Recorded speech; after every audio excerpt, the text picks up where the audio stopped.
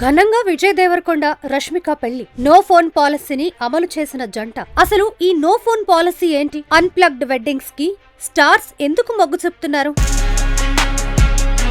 కొద్ది రోజులుగా సోషల్ మీడియాలో ఎక్కడ చూసినా విజయ్ దేవరకొండ రష్మిక పెళ్లి సందడే కనిపిస్తోంది. ఈ విరోష్ వార్తలే ట్రెండింగ్ లో ఉన్నాయి. ఫిబ్రవరి 26న రాజస్థాన్ లోని ఉదయ్పూర్ లో ఈ జంట వివాహ బంధంలోకి అడుగుపెట్టింది. అయితే ఈ వేడుకలో నో ఫోన్ పాలసీని కఠినంగా అమలు చేసినట్లు సమాచారం. అసలు ఈ నో ఫోన్ పాలసీ ఏంటి?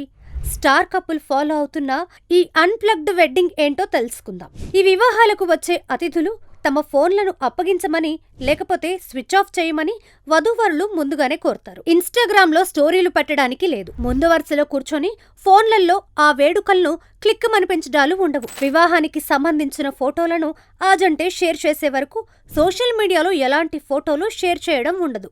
ఈ కాన్సెప్ట్ నే అన్ప్లగ్డ్ వెడ్డింగ్స్ గా చెప్తున్నారు. జీవితంలో ముఖ్యమైన వేడుకను ప్రైవేట్ గా తన వారి మధ్య జరుపుకోవాలని పెళ్లి కుమారుడు పెళ్లి కుమార్తె భావించడమే ఇందుకు కారణం. ఆ ఉద్వేగ కారణాలకు ఫోన్ లైట్లు ఒక అంతరాయంగా మారకూడదని భావిస్తున్నారని వెడ్డింగ్ ప్లానర్లు వివరిస్తున్నారు.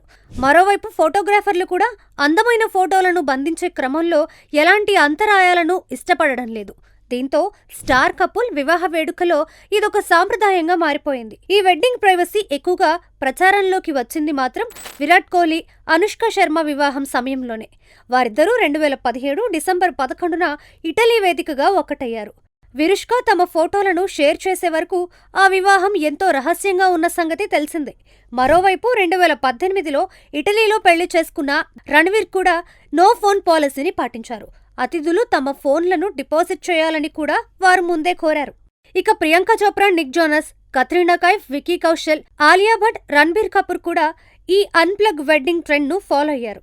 ఇప్పుడు విజయ్ రష్మిక పెళ్లితో మరోసారి ఈ కాన్సెప్ట్ గురించి చర్చ జరుగుతోంది.